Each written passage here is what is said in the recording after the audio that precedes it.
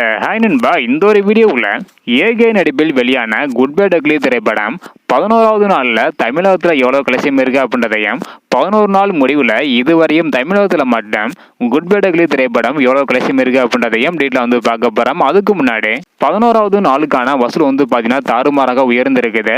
So இதுக்கு முன்னாடி வந்து பார்த்தீங்கன்னா ஹாலிடேஸ் அப்படின்னாலும் இந்த அளவுக்கு வந்து பார்த்தீங்கன்னா வசூல் பண்ணவே கிடையாது. ஸோ முதல் முறையாக சந்தையான நேற்று வந்து பார்த்தீங்கன்னா டிக்கெட் புக்கிங்லையும் அது மட்டும் இல்லாமல் கலெக்ஷன்லையும் ஒரு தரமான சம்பவம் வந்து பண்ணியிருக்குது. ஸோ எவ்வளோ கலெக்ஷன் இருக்குது அப்படின்றத வீடியோ கிளிப்பே டீட்டெயில் வந்து பார்த்துடலாம். அதுக்கு முன்னாடி குட் பை டக்லி திரைப்படத்திற்கு பிறகு ஏகே 64வது திரைப்படத்தை எந்த இயக்குனர் நல்லா இருக்கும் அப்படின்றக்கான உங்களோட கருத்தை மறக்காம கமெண்ட் பண்ணுங்க.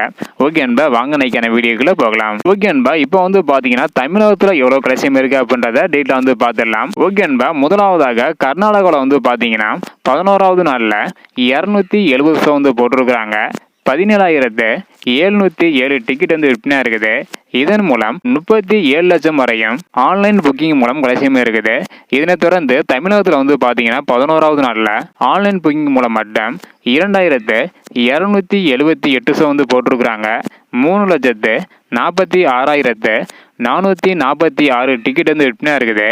இதன் மூலம் 5,92,00,000 வரையும் தமிழகத்தில் 11வது நாளில் ஆன்லைன் மூலம் மட்டும் கலெக்ஷன் இருக்குது. மற்றபடி ஆன்லைன் மற்றும் ஆஃப்லைன் இரண்டுலையுமே சேர்த்து 11வது நாளில் தமிழகத்தில் மட்டும் வந்து பார்த்தீங்கன்னா 7,40,00,000 வரையும் கலெக்ஷன் இருக்குது. நம்ம சொன்னது மாதிரி தான் இதுக்கு முன்னாடி என்னதான் ஹாலிடே சண்டே வந்திருந்தாலும் இந்த சண்டே வந்து பார்த்தீங்கன்னா வசூலில் ஒரு தரமான சம்பவம் வந்து பண்ணியிருக்குது. அதாவது ஆன்லைன் டிக்கெட் மூலம் மட்டுமே சுமார் 6 கோடி பக்கத்தில் கலெக்ஷன் இருக்குது. மொத்தமாக 11வது நாளில் 7,40,00,000 வரையும் கலெக்ஷன் இருக்குது. 11 நாள் முடிவில் தமிழகத்தில் மட்டும் 132,55,00,000 வரையும் கலெக்ஷன் இருக்குது. அடுத்தடுத்து எவ்வளவு கலெக்ஷன் பண்ணுது அப்படின்றத வெயிட் பண்ணி பார்க்கலாம். அது மட்டும் இல்லாமல் இன்னைக்கான அட்வான்ஸ் புக்கிங், அதாவது 12வது நாளுக்கான அட்வான்ஸ் புக்கிங் எப்படி இருக்கு, ஸோ எவ்வளோ கலெக்ஷன் இருக்கு அப்படின்றக்கான வீடியோ அடுத்தடுத்து வந்துட்டே இருக்கேன்.